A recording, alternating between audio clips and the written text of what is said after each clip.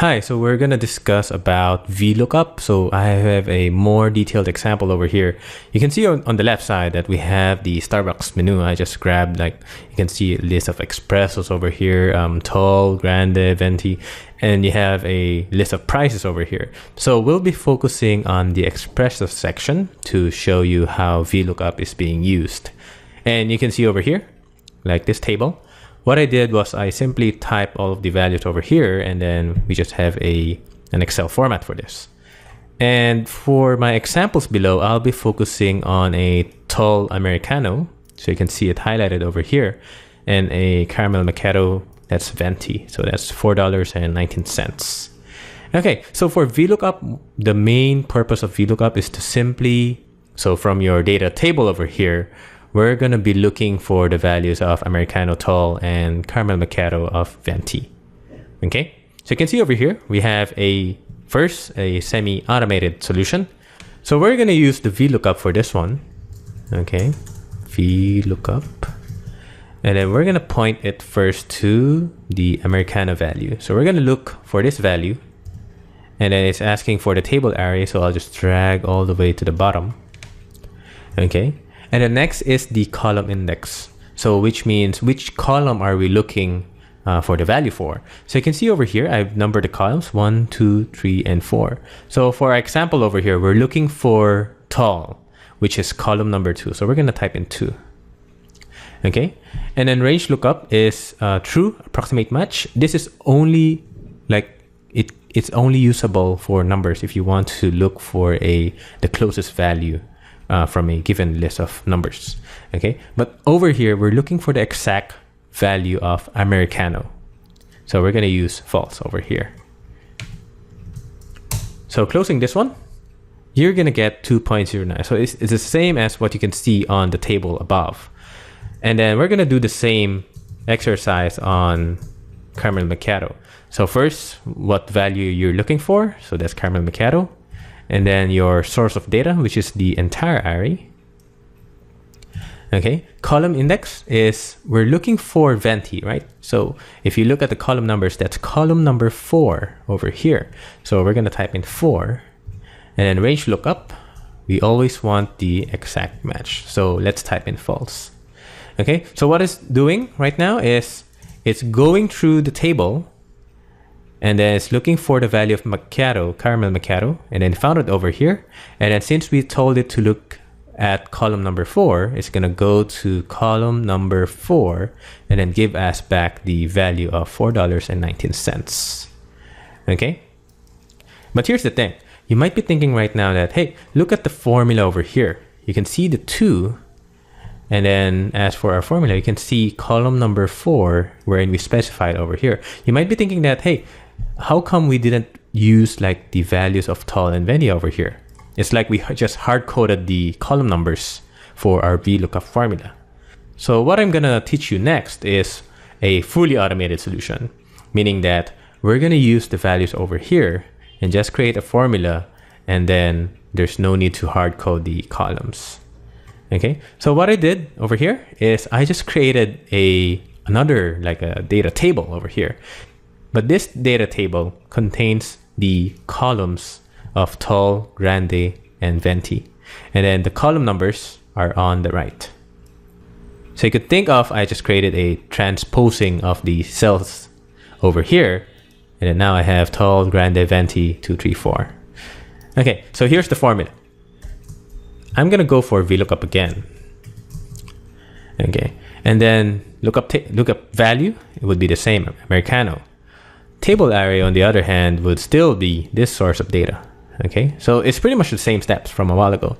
Here's where it changes. The column index number, we're not going to hard code anymore as 2.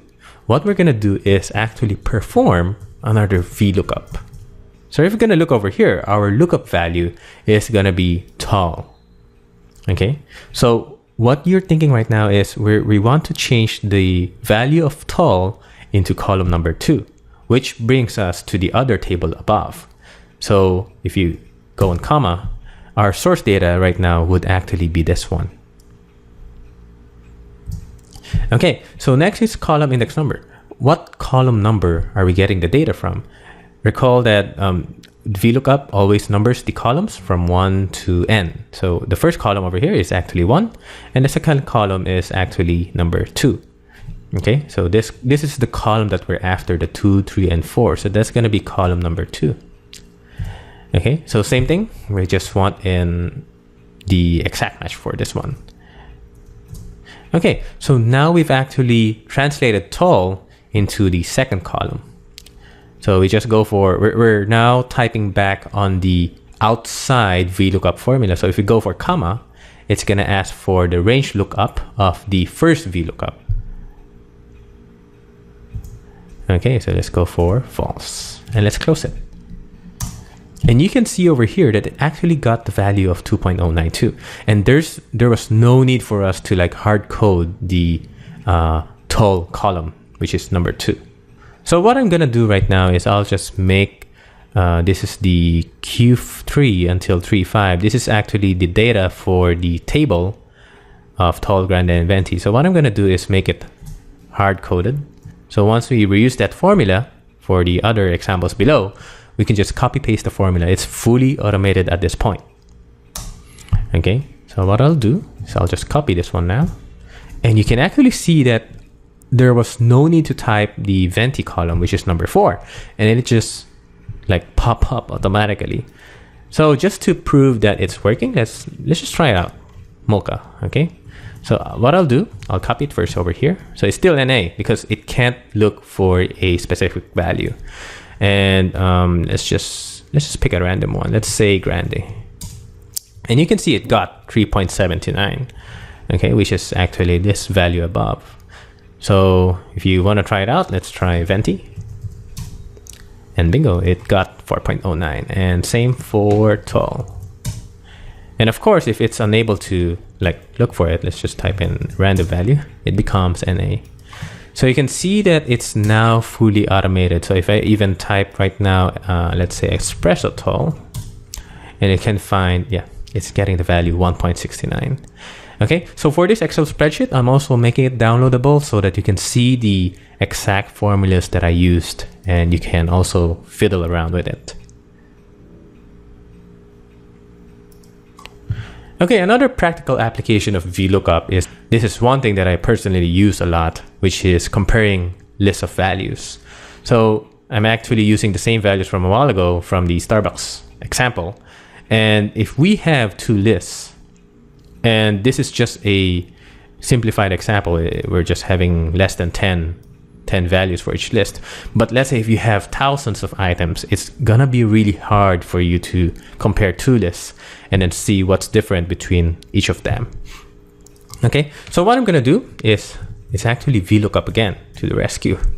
So let's say I just want to check this value and then compare it against this one. So the goal of this one is just to see is if the steamer value, does it exist in list number 2, okay? And then column index num, there's only one column in list number 2, which is column number 1. And then always we're using false for an exact match, okay? So what I'll do is I'm actually making the list number 2 as hard-coded so that I can just quickly copy paste the formula below.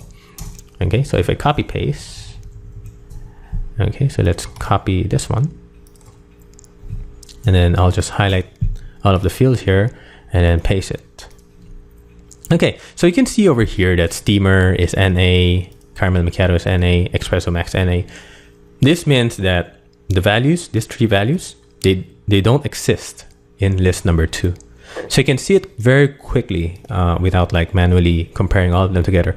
VLOOKUP would just compare or search the item for you, and it makes it like quick work for us. So we can do the same thing for this one. So if we go for VLOOKUP, so now we're checking list number 2, does it exist in list number 1? Okay, so I'm clicking on Americano, and then I'll pick this table array over here, and then, well, which column number, which is just one column, and then we just go for the usual false over here. Okay, so that's an exact match. Okay, and then before copy pasting, I'll just hard code these list number 1 fields. And then I'll just copy this one and let's just drag it all the way down and paste it. Okay, so you can see over here, super coffee does not exist. And then espresso also, it doesn't exist in list number 1. And then what I usually do is I'll just click on the first column, go for filter over here. And if it's a really long list, what I'll do is I'll simply filter it out. And then I'll just leave out an A. And I can see that, okay, these are the items that exist in list number 1, but they're not existing in list number 2. Okay, so let me put that back up.